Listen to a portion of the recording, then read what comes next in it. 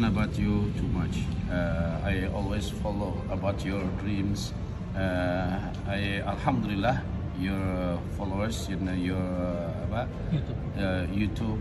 Alhamdulillah, I always looking to that. Alhamdulillah.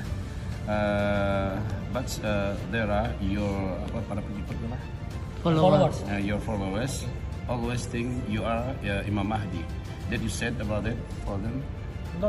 I never tell anyone to call me like this. Even I told them not to call me like this. I'm just a simple ummati of Prophet Muhammad. Allahu Akbar. And I never claim anything. Inshallah, in future I will never claim. Masya Allah. You Ahlus Sunnah wal Jamaah, right? Yes. Oke, jelas ya. Jadi beliau sendiri menyampaikan di sini semua yang disangkakan orang tentang saya itu tidak benar. Saya tidak pernah menyampaikan saya Imam Mahdi dan saya tidak pernah ngaku-ngaku sebagai Imam Mahdi. Justru saya ingin membenarkan, saya ingin meluruskan semuanya. Saya datang kemari untuk meluruskan semua asumsi salah yang disematkan kepada saya. Mudah-mudahan beliau ketika Buya tanya, antum Ahlus Sunnah wal Jamaah kan? Iya, tentu saya Ahlus Sunnah wal Jamaah. Maka sudah jelas, tidak usah lagi kita terlalu membabi buta ya untuk mengklaim seseorang sebagai Imam Al-Mahdi sementara beliau sendiri memastikan saya bukan Al-Mahdi. Assalamualaikum warahmatullahi wabarakatuh. Alhamdulillah bini'matihi tatimmus salihah. Salawat dan salam untuk Habibillah Sayyidina Muhammad Rasulillah sallallahu alaihi wasallam. Alhamdulillah, dengan kehendak Allah terjadi pertemuan antara kami bersama dengan Muhammad Qasim. Semoga Allah Subhanahu wa taala menjaga dan melindungi beliau selama beliau di atas kebaikan, selama beliau di atas jalan yang diridhai oleh Allah Subhanahu wa taala. Amin. Saudara dan sahabatku yang tercinta, seperti yang kita lihat video tadi, di mana detik-detik pertemuan kami, perbincangan yang terjadi, itu adalah pada hari Jumat kemarin, yakni tanggal 26 ya, 26 Juli. Ba'da salat Isya kami tabi akbar, kemudian selesai beliau pun datang dari Jakarta dengan tim dan berjumpa dengan kami. Karena memang masjid terbatas waktunya boleh terus buka, akhirnya kami hanya berbincang-bincang dalam waktu yang tidak lama, lebih kurang adalah setengah jam atau mungkin 40 menit. Dan itu rasanya memadai dan cukup. Saudara dan sahabat tercinta, Muhammad Qasim fenomenal karena secara membebu buta banyak orang yang fanatik kepada beliau, mendaulatkan beliau sebagai Imam Mahdi yang ditunggu-tunggu. Dan ini booming ya, bukan hanya untuk di Indonesia yang memang apa saja pasti banyak peminatnya, ada saja pengikutnya, tapi juga di berbagai belahan dunia yang lain. Akan tetapi yang bersangkutan ketika datang ke Indonesia, maka ada yang menjembatani untuk terus berusaha bisa bertemu dengan kami. Saya katakan kepada tim saya, orang ingin ketemu ya persilahkan. Berikan beliau ruang, berikan beliau waktu, dan beliau adalah tamu kita. Dan ini saatnya kita untuk meluruskan segala sesuatu yang selama ini nggak jelas, syubhat, remang-remang, bengkok, atau mungkin saja ini akan menjadi fitnah bagi umat. Akhirnya pertemuan pun terjadi, dan pujian dan syukur kepada Allah Subhanahu wa taala tidak seperti yang dibayangkan.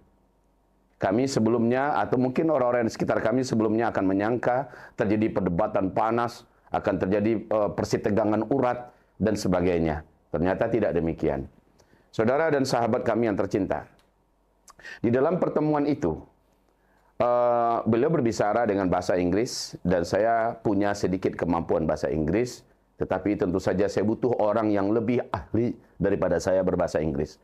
Maka kami berbincang-bincang. Inti perbincangan kami, satu, beliau datang dengan niat untuk silaturahmi. Dua, ketika kami tanyakan, selama ini banyak orang menyangka antum itu adalah Imam Al-Mahdi yang ditunggu-tunggu. Apakah antum mengajarkan demikian? Apakah antum mengklaim diri antum sebagai Imam Al-Mahdi? Dan dia berkata, untuk itu saya datang.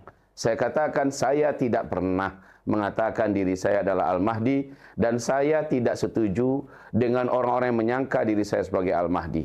Dan saya ingin meluruskan ini. Kemanapun saya datang, yang ingin saya sampaikan, saya bukan Al-Mahdi, bukanlah seperti yang mereka sangka. Lalu, Alhamdulillah, kalau begitu, jelas satu perkara. Dan saya juga ingin memastikan, Imam Al-Mahdi itu belum ada syarat-syaratnya sama diri beliau. Dan bukanlah beliau yang dikatakan sebagai Imam Al-Mahdi. Ketika saya tanyakan sama beliau, apakah antum Ahlus Sunnah wal Jamaah?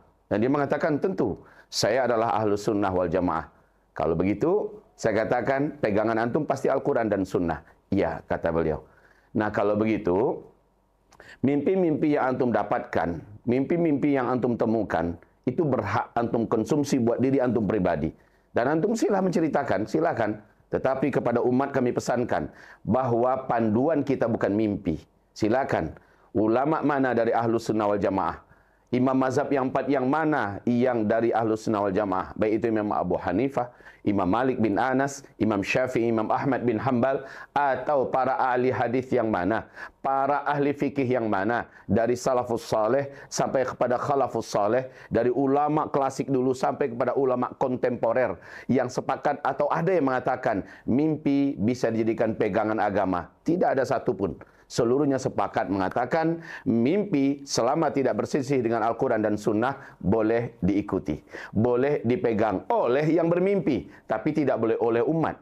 Kemudian yang kedua, mimpi silahkan didengar, tetapi selama itu tidak berselisih dengan Al-Quran dan Sunnah, maka mimpi itu boleh untuk diikuti, boleh untuk dijalankan. Namun ketika mimpinya berselisih dengan Al-Quran dan Sunnah, maka mimpi tidak lagi untuk didengar, tidak lagi untuk diikuti. Selama itu berselisih dengan Al-Quran dan Sunnah. Sebab kata Rasulullah jelas, taraktu fikum amrain. Ma ini tasamtum bihima lan tadillu abada. Aku meninggalkan untuk kamu 2 pegangan, 2 petunjuk. Selama kamu berpegang erat kepada keduanya, kamu tidak akan pernah sesat dan tidak akan bisa disesatkan selama-lamanya. Kitabullah wa sunnati, yaitu kitab Allah dan sunnahku. Jelas sudah sahabat-sahabat, saudara-saudara seiman. Maka dengan ini kami menyampaikan kepada beliau, silakan antum sampaikan mimpi-mimpi yang antum yakini itu dari Allah dan dari Rasulnya. Antum berjumpa dengan Rasulullah. Tetapi bagi kita umat Islam dan bagi antum sendiri harus menyadari, semua mimpi itu dikomparasikan, lalu dijalurkan dengan sejalur Al-Quran dan Sunnah. Oke? Tetapi saudara-saudaraku yang tercinta, mimpi orang-orang beriman di akhir zaman, kata Rasulullah SAW, memang akan selalu menjadi bahagian daripada pedoman atau petunjuk. Sekali lagi, selama tidak berselisih dengan Al-Quran Sunnah. Kalau berselisih dengan Al-Quran Sunnah, pasti itu bukan dari Allah. Pasti itu bukan dari Rasulullah. Pasti itu dari syaitan yang terlaknat. Nah, kemudian beberapa hal diceritakan terkait dengan masalah dunia, terkait masalah kenapa akhir zaman ini Islam tidak menolong kita, kenapa pada akhir ini umat manusia yang sebegini banyak, kata beliau ya, kata Muhammad Qasim, tidak bisa menolong Palestina, tidak bisa membebaskan Palestina, dan. Saya katakan, saudaraku, dan ini ada penterjemahnya dari beliau, ada penterjemahnya dari kami, dan saya juga faham apa yang dikatakan oleh beliau, walau hanya mungkin 90-85%. Tetapi saya faham. Lalu saya katakan, saudaraku, ini skenario yang telah disusun di langit.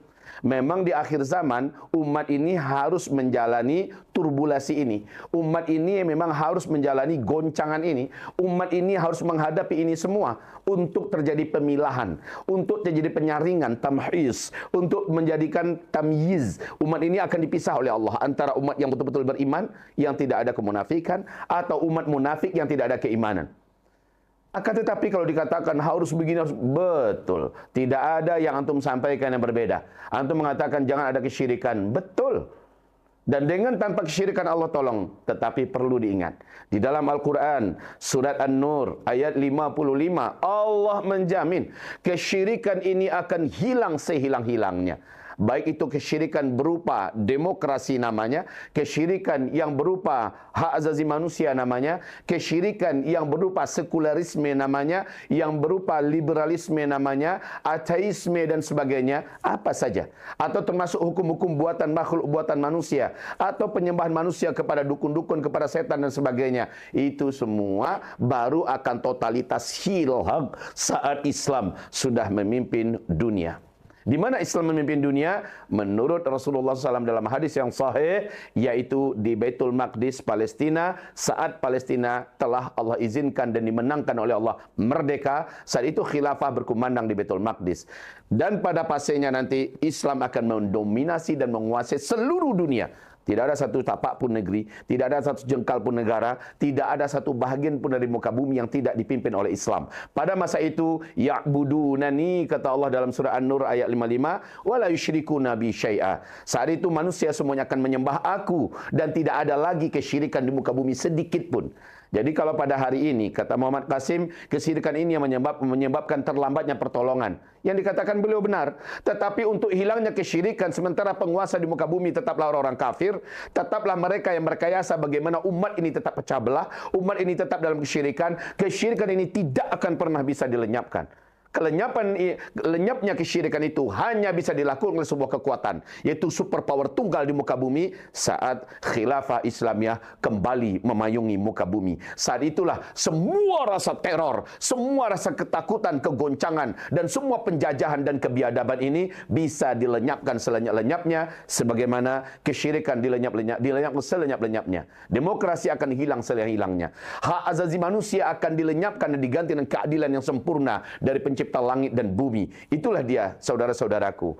Maka diskusi ini berlangsung akhirnya dengan cukup hangat. Karena beliau juga tidak membantah. Beliau juga tidak lagi memberikan alasan-alasan, karena beliau pada hakikatnya dengan saya ketemu dalam satu titik, yaitu kita sepakat meluruskan tauhid umat ini. Benar. Dalam hal itu saya katakan, apa yang antum katakan semuanya saya setuju selama dalam batas-batas itu. Tetapi yang perlu antum ingat, dan ini diterjemahkan oleh penerjemahnya, diterjemahkan oleh penerjemah kita, dan saya menyampaikan sebatas saya mampu dengan kosakata bahasa Inggris saya katakan kepada beliau, perlu antum ingat, mimpi antum perlu kembali diluruskan beberapa titiknya dengan hadis-hadis Nabi SAW. Jadi saudaraku dan sahabatku, dalam hal yang kami memang berbeda, tetap akan ada perbedaan, tidak mungkin dipaksakan untuk sama, tetapi dalam hal prinsip kita ketemu. Tetapi nasihat kami dalam hal ini adalah dia sudah mengakui, dia sudah memastikan bahwa dia juga berlepas diri. Dan pengikutnya begitu, kami berlepas diri dari seluruh orang-orang yang terlalu berobsesi dan berambisi menyatakan kami adalah Imam Al-Mahdi, bahwa Muhammad Qasim adalah Imam Al-Mahdi. Dan juga menyatakan berlepas diri dari Gaza, yang yaitu gerakan akhir zaman ya, yang terlalu membabi buta menyatakan bahwa Muhammad Qasim adalah Imam Al-Mahdi. Saudara dan sahabat, Imam Mahdi itu dibaiat, kata Rasulullah, dibaiat di depan Ka'bah, di depan Hajar Aswad, antara Hajar Aswad dengan Maqam Ibrahim, di usia 40 tahunan. Sementara beliau sudah di atas 50 tahunan. Imam Mahdi itu memiliki ciri rambut begini. Sementara beliau udah botak rambutnya. Imam Mahdi itu rambutnya ikal, tebal, cantik, indah. Ya, sebahu. Beliau rambutnya pendek. Dia juga nggak punya janggut. Yang jelas umurnya sudah tua. Imam Mahdi itu usianya di puncak-puncak energiknya. Di usia 40-an di mana Nabi Muhammad dan para nabi-nabi dinobatkan oleh Allah sebagai para pemimpin yang mengemban amanah kerisalahan. Saudara dan sahabat, ada lagi yang paling penting menentukan Imam Mahdi itu muncul atau tidak. Satu, terjadinya perpecahan di tubuh penguasa Mekah Madinah. Dan ini dalam artian bunuh-bunuhan, perebutan kekuasaan. Yang paling inti daripada itu adalah, kedua, terbunuhnya seorang lelaki karismatik yang memiliki jasa paling besar kepada Islam dan umat Islam, sangat dicintai orang-orang beriman seluruh dunia. Orang beriman ya, bukan orang Islam. Karena orang Islam banyak nggak peduli. Orang Islam banyak juga yang munafik. Orang Islam banyak yang jahil. Ini orang beriman. Komunitas orang beriman seluruh dunia mengakuinya sebagai figur yang sangat dicintai. Figur yang sangat besar jasanya kepada Islam. Kemudian orang beriman ini terluka hatinya, terhempas perasaannya, hancur rasanya ketika mendengar laki-laki yang berjasa tersebut meninggal dunia dengan cara dibunuh. Entah apapun cara pembunuhannya. Diracunkah, dibomkah, dibantaikah, atau diculik lalu disiksa. Enggak tahu kita caranya apa. Dan siapa orangnya, entah, kita tak tahu. Hadisnya pasti, sosok ini ketika dibunuh, orang beriman seluruh dunia marah dan murka. Seluruh malaikat di langit juga marah dan murka dengan kematiannya. Tapi tak lama kemudian, Allah hibur orang beriman seluruh dunia. Seorang lelaki dibaiat di depan Ka'bah, dan dia adalah keturunan kandung Rasulullah dari Hasan bin Ali radhiyallahu anhuma. Begitu ceritanya. Dan yang ketiga, harus ada sekelompok orang dari Damaskus, kata Rasulullah, yakni jumlahnya lebih kurang 300 orang, bertekad ingin membunuh seorang lelaki yang seluruh ciri-ciri pada dirinya lengkap sebagai bahwa dialah yang akan menjadi Al-Mahdi yang ditunjuk.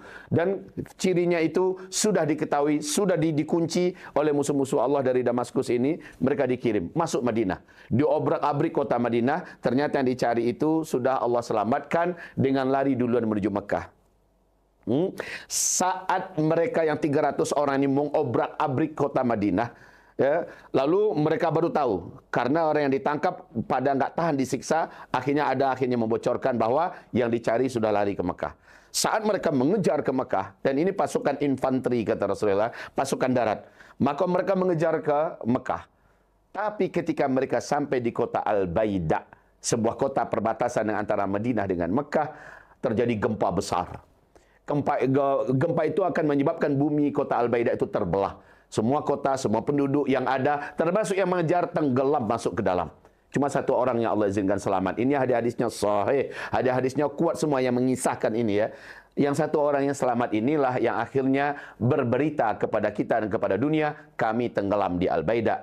300 orang, 299-nya ikut tenggelam, hanya saya yang selamat. Kami mengejar lelaki tersebut. Maka saudaraku, berita gempanya Al-Baida dan berita tenggelamnya semua di Al-Baida dan berita laki-laki ini mengumumkan bahwa kami mengejar seorang laki-laki dan kami berhenti di Al-Baida dan tenggelam semua sampai di Mekah berita ini.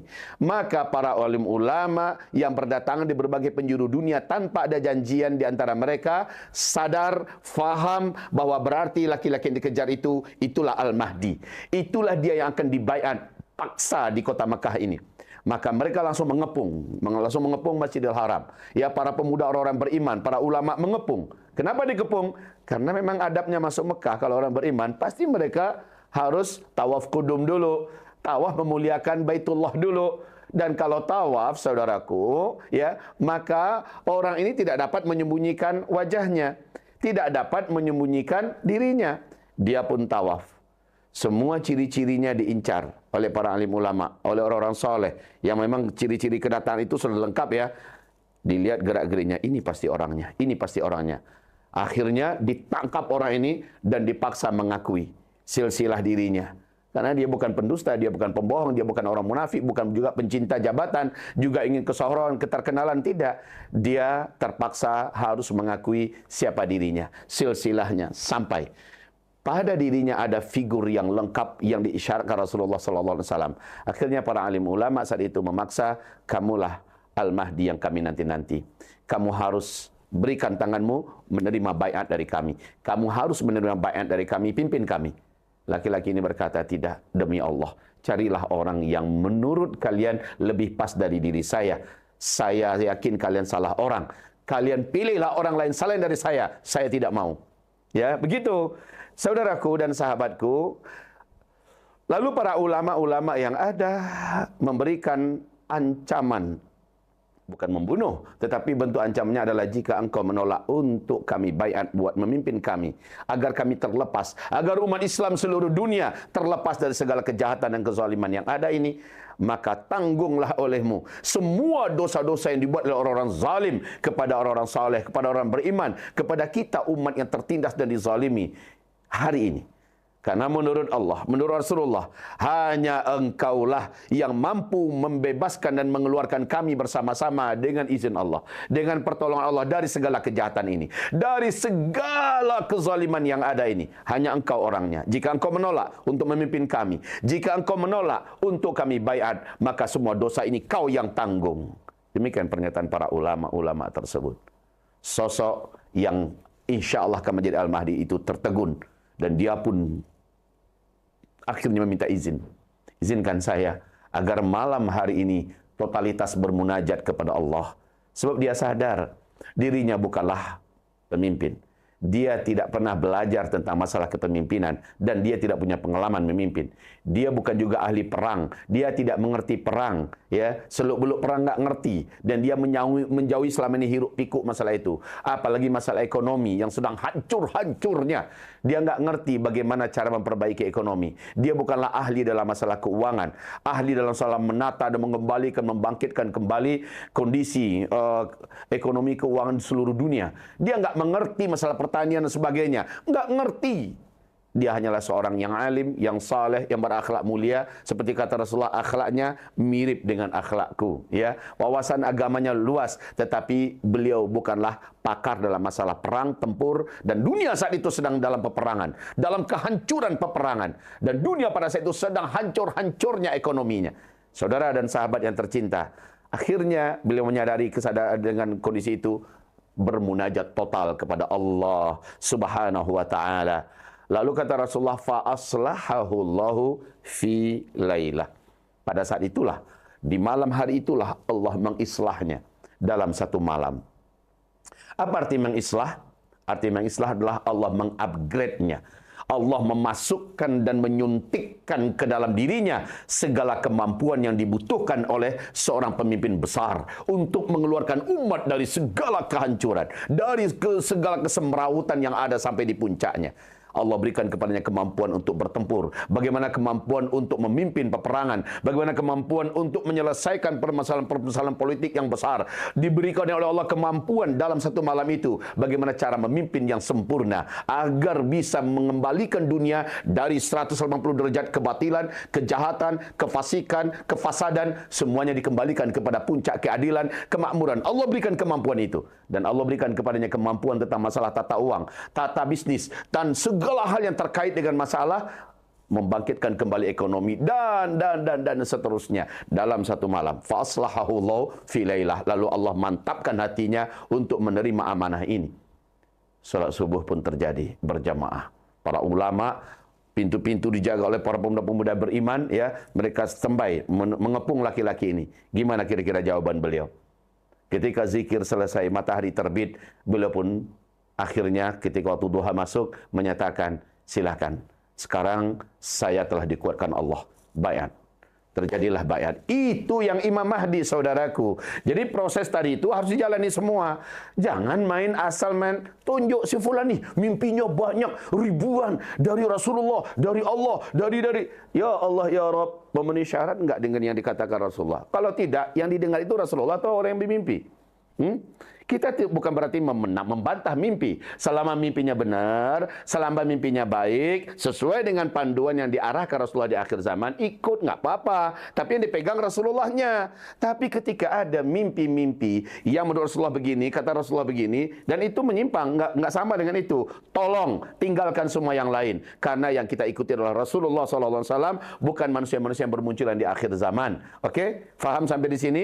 Baik, semoga apa yang kami sampaikan mudah dimengerti, sangat mudah dipahami. Sekali lagi, Rasulullah tidak pernah absen, tidak pernah lupa, tidak pernah alpa menyampaikan apapun yang bisa membimbing umatnya di akhir zaman agar tidak gamang, ya. Ini aneh, ya. Ketika orang sudah mulai melepaskan sendi-sendi agama, yang diikuti yang aneh-aneh.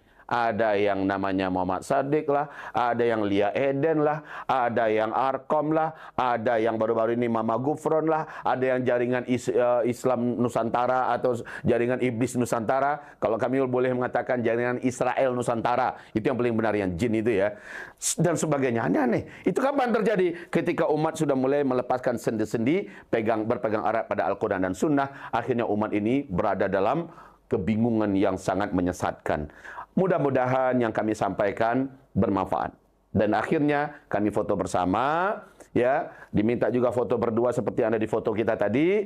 Lalu hal yang diminta dari tim beliau kepada kami, Buya Usma, tolong bantu sampaikan seperti ini niat dan tekad daripada Muhammad Qasim. Sementara yang kita inginkan adalah kita harus memerangi kesyirikan bersama-sama. Saya katakan dalam poin ini saya setuju, ya, kita sama-sama akan mensosialisasikan tugas kami, tugas para dai, para ulama, para kiai, para habaib adalah terus berjuang meluruskan tauhid umat, membersihkan kerak-kerak kesyirikan, ya, keingkaran maksiat kepada Allah Subhanahu wa taala, tetapi untuk kemenangan bukan di tangan kita dan bukan kita penentunya, Allah Subhanahu wa taala.